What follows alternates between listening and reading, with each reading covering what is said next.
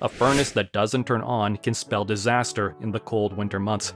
Here's a few things you can check yourself before calling an HVAC technician. 1. If the furnace doesn't turn on at all, it could be bad thermostat batteries. Most modern thermostats use batteries.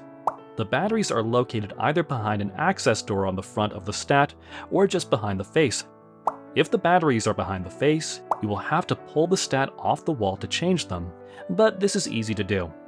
Thermostat batteries should be replaced once a year, but they are often forgotten by homeowners.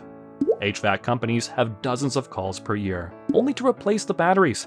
That's money spent on a service call when you could have simply done it yourself. Smart thermostats get their power from the furnace, so they don't need batteries to work, but most of them do have a battery backup to save the program if the power goes out. 2. The furnace switch got flipped to the off position. All furnaces have a shut-off switch for service. In most cases, this switch is in a metal box on the side of the furnace and looks just like a light switch. If you've been in the furnace room cleaning, organizing, or just checking on things, you might have flipped the switch accidentally. If there is no power at all by your furnace, try flipping the switch to see if that was your problem. 3. A tripped breaker will eliminate power to your furnace.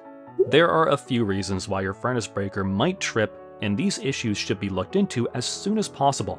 However, if you find yourself without heat and a tripped circuit breaker, simply reset the breaker and see what happens.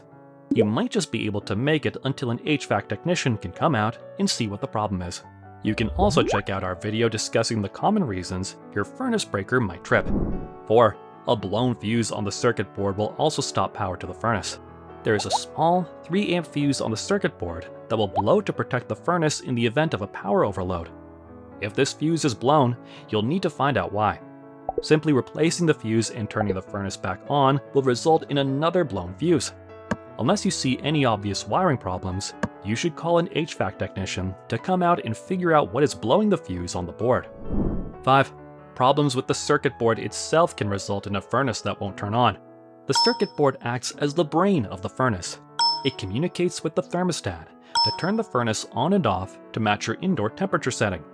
If the board is malfunctioning, the furnace might run intermittently, or it might not even run at all.